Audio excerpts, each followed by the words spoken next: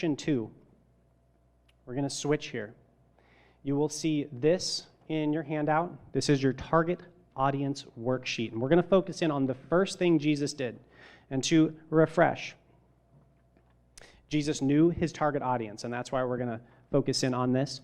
He went to them. He met a very deeply felt need. He shifted from the physical need to a related spiritual need, and then he called them to action. To start this, we have to know our target audience, and it needs to be specific. Now, regional pastors may have very different target audiences. Same goal, different audience. I know in Metro, we're in Chinatown, so obviously there's particular demographics that are much more common. So we're not going to be targeting tourists from California in Chinatown. That wouldn't make sense. So everyone's not an option. So we're going to take a few minutes here. And I think we should probably allot about 15 minutes to this, because I think that there are a lot of nitty-gritty stuff we can get into. But I want you to do two. I want you to do one man, and I want you to do one woman. I want you to name this person. This is a standard practice in marketing. Because if I'm writing a sermon, for instance, to contextualize it, if I'm writing a sermon and I'm talking to everyone, again, there's nothing that's going to register powerfully. But if I'm talking to Jan, who's 28 years old, she lives in Wahiwa, her income is very low because she's a single mom, education, whatever her education is, marital status, she's single, she's divorced, she's got multiple children, 2, 3 children, occupation, maybe she's working as a receptionist. And what's the felt need? Well, probably encouragement, right? Probably a support system, probably men in her children's lives. There are a lot of very deeply felt needs. But if I'm writing a sermon and that is who I have largely in my audience on a Sunday morning, I'll bet we can think of some sermons that are deeply, deeply powerful. But when we talk to everybody, we end up with, something, and again, this is just kind of an absurd example, but Calvinism versus Arminianism. We end up with some theological thing, or we end up with something that doesn't meet a relevant need. We might have a good sermon that meets a need, but it's not the need of our audience. This is called your target audience profile, and this is meant to give you a hyper-specific, as close as you can, and again, there's going to be people who fall in and out of this, but to specify as closely as you can a man and a woman that you generally speak to in your audience, right? So for instance, in women's ministry, this might look like the single mom we spoke to, or I was speaking about a moment ago. This might not be a single mom.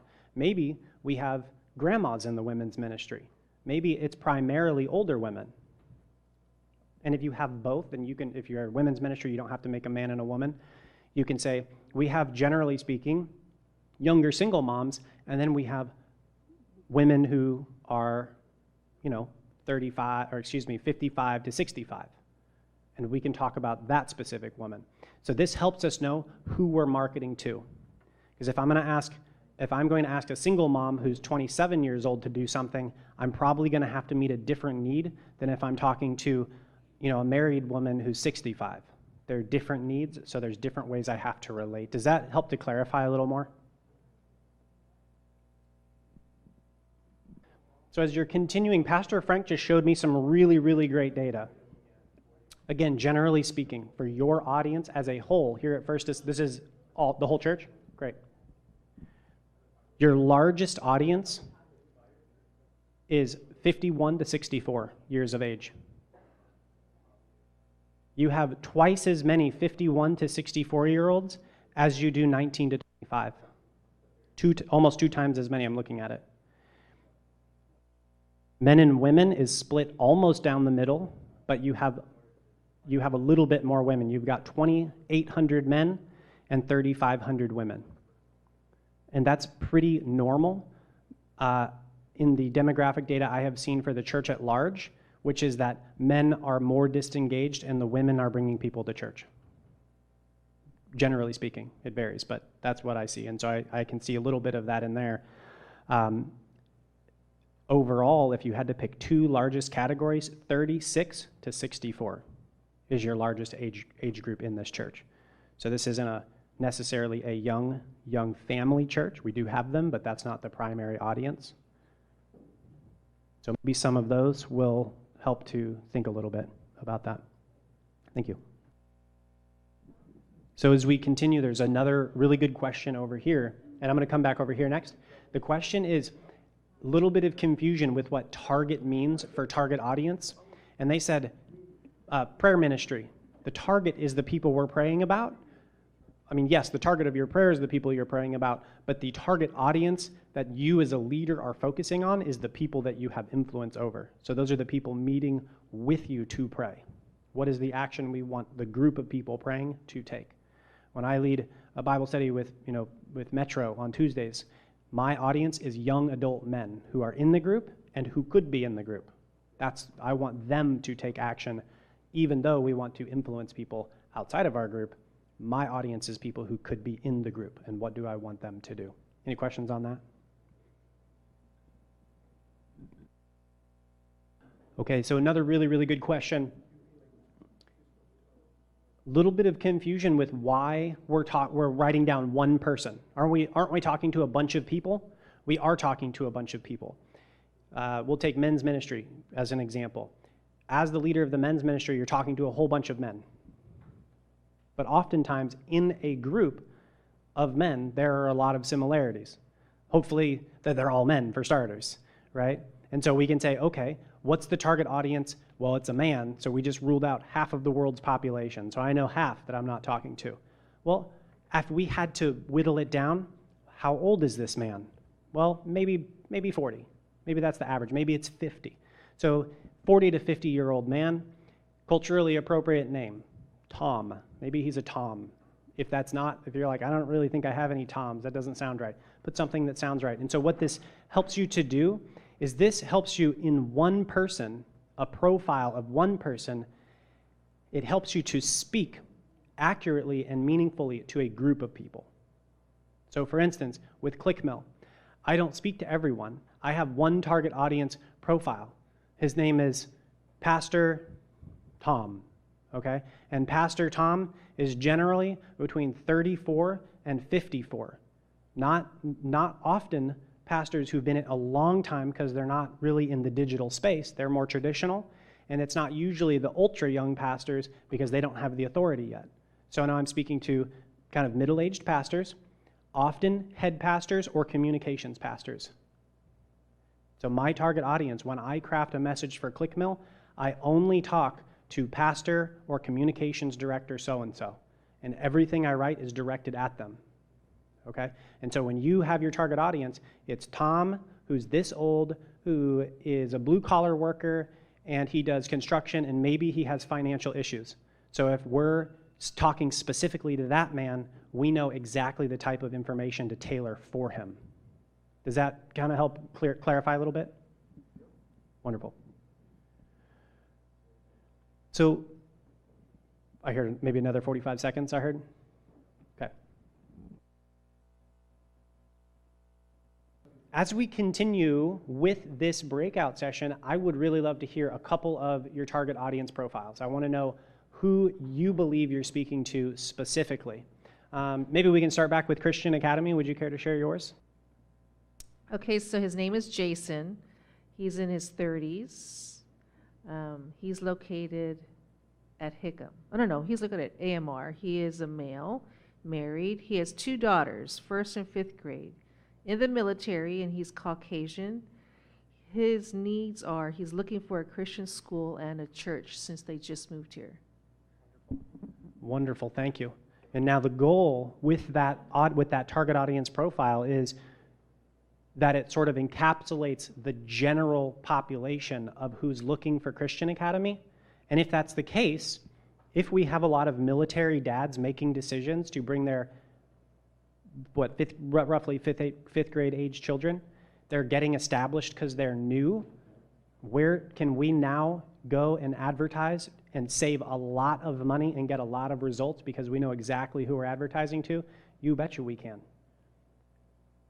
And past that, how do we craft a message to get them to come into Christian Academy? If, again, it's a military dad who's new to the island, he's looking for a home church, he's looking for a good school to put kids into, I'll bet we can find some very tailored, specific messages to engage them to get kids to come in, right? And I think there's probably a socioeconomic part there as well, because we know that military, a lot of them make a decent, salary, and they're able to afford private school. So that's probably an important factor as well. Yes?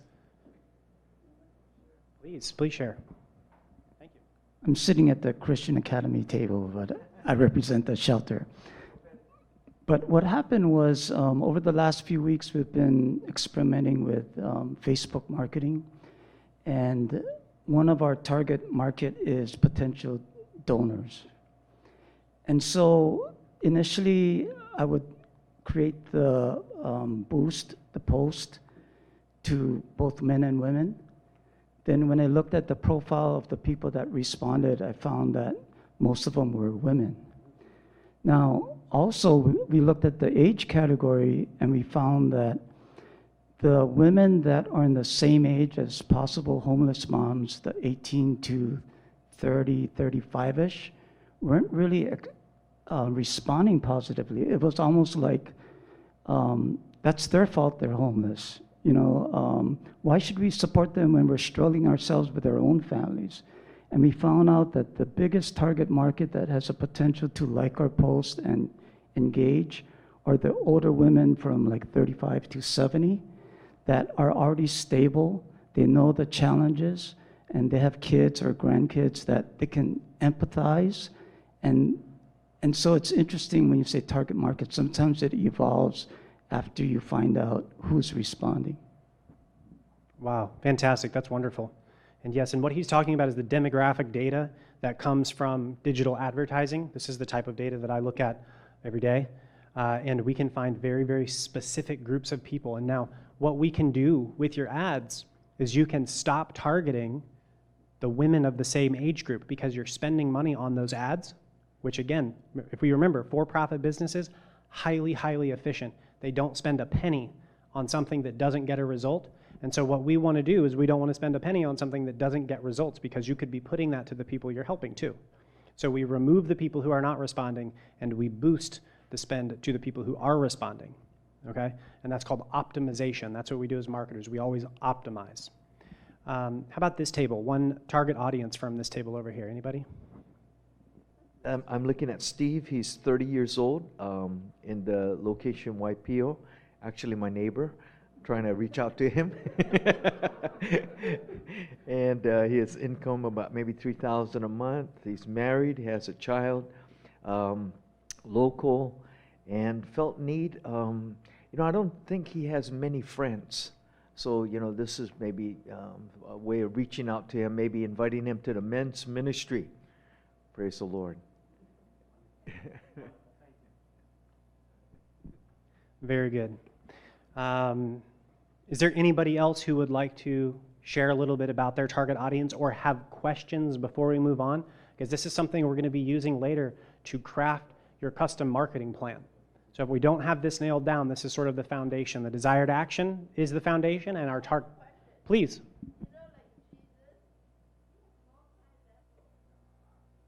Wonderful, wonderful. So the comment here was that we can have more than one target audience depending on the ministry you're in. So for instance, especially in the church, biblically, we have degrees of authority. And so there are, Pastor Co. He is in authority over all of the ministries, which means he is reaching out to all of the target audiences that all of us are reaching. In the church, I only have one target audience. Well, I guess you are my target audience, so I have two target audiences. You, as people who are marketers, are my one target audience, which we've said, pastors sort of between this age and this age. The other audience I have is the young adult men who come to my Bible study. So for my personal volunteer in the church, it is very specific. I only have one audience. But Pastor Andrew, who's in authority over me, has multiple audiences within the church. So again, yes, we want to define target audiences, and generally speaking, for a women's ministry, as a whole, we would like to understand generally the type of woman. But if you segmented out your women's ministry, which you can do, You could say, we've got 2 really big groups, or we've got 3 really big groups. We've got young women, which is a smaller group, and we want to boost that. And this is what the young woman's like. Her name is this, her hobbies are this and this. And then we've got sort of the moms who are, maybe middle-aged.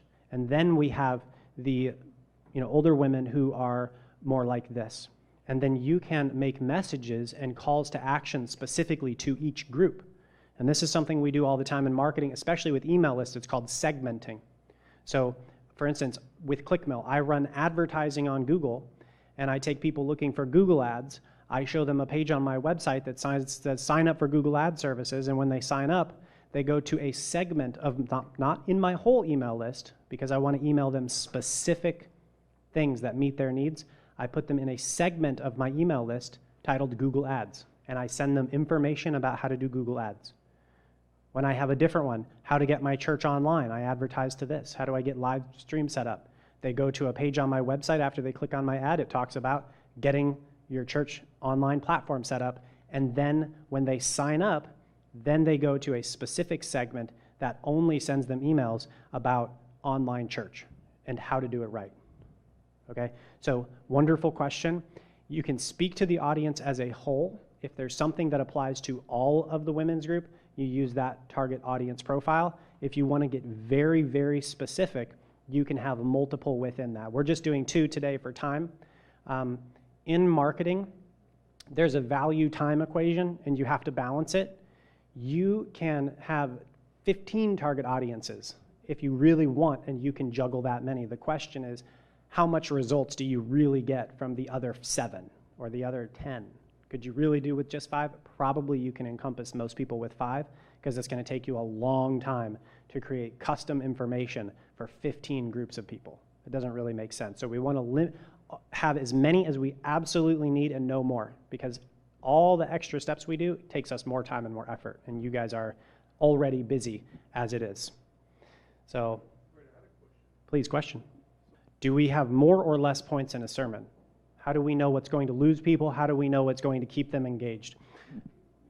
I would say how many points isn't as relevant is how deeply of a need are you meeting, okay? People went.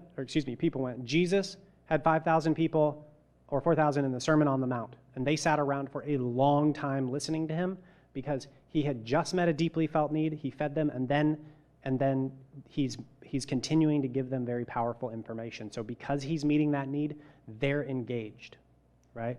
So how many points? I would say it's really not that important, but keep them engaged, right? How am I doing this? Where I have you captive in here for 5 hours. I'm sort of an intellectual type, and I could be up here and lecture and just not stop talking the whole time. But you guys would check out. You would be trying to get away from me. So we have to have breakout sessions. We have to have Q&A. We have to make it at least fun and have a lot of back and forth, because I want to meet a deeply felt need. I want you to reach your audiences here on the island. And for example, was it Dr. Kikawa who was here speaking? 96% of the Hawaiian population was Christian at one point, and it's far, far lower than that now. I want you to go out and make that happen again, and we can do better than we're doing. We're doing great, but we can do better than we're doing as we learn marketing. So I'm here to meet a need, but if I meet that need in a really boring way, I need to spice it up a little bit. And so same thing with the sermons. How many points? Points aren't really important. It's are you engaging them with what's important to them? There are only 2 reasons people check out of a sermon. There's 2 reasons. This is the same with all of marketing. I'm just boiling this down. People check out of a sermon, number 1, you're going to hear this a couple times. Number 1, because we're talking to people who are not there. Online, right? If we have a live stream and we're out there and we're preaching and we're passionate and we have the greatest message ever written, if nobody's listening, you're not going to reach anybody. That's number 1 problem. Businesses do this all of the time. We create a product or service for people we think are out there, right? I'm a sort of a visionary, and wow, people would love this. And then you do all this work, you create a product, you create a service, you create a sermon, and you go and you give it to a target audience that does not exist. That's the first reason people check out, because they weren't there to start with. Second problem is we're talking to people who are there. There are people in this room on a Sunday morning, And we're giving them a need they don't have. The sermon meets a need they don't have, and so they check out. So we have the right audience, but we're giving them a need they don't have, right? And so we're going back here. If Jesus went to the blind man and healed back pain, we're meeting a need that isn't there. And that's why they check out. So you could have a 5-hour sermon. If you're meeting the deepest felt need, they'll be with you all day, right?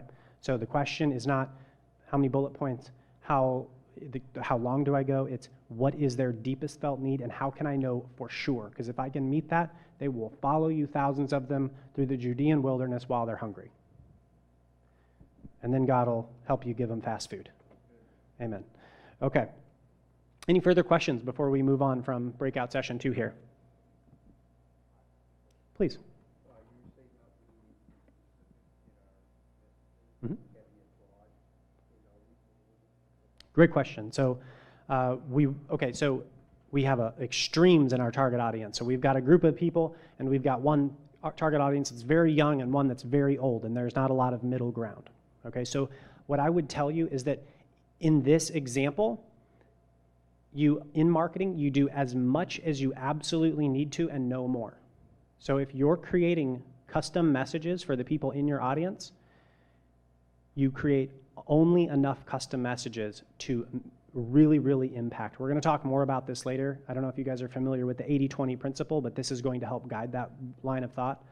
But if I can meet 80% of the deeply felt needs, and I can do it with 3 target audiences and 3 custom tailored Bible studies or whatever it is, I'm only going to do 3. I'm not going to do 5 for fun. It's just going to take too much time.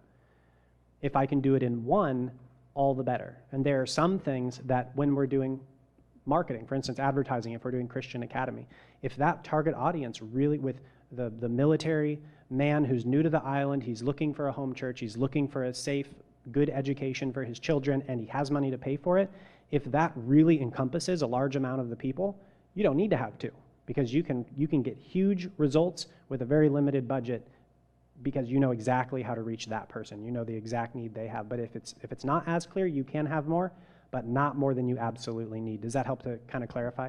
Sometimes you do have to do more. Ideally, less is better, but that's not always possible. Great. Any further questions?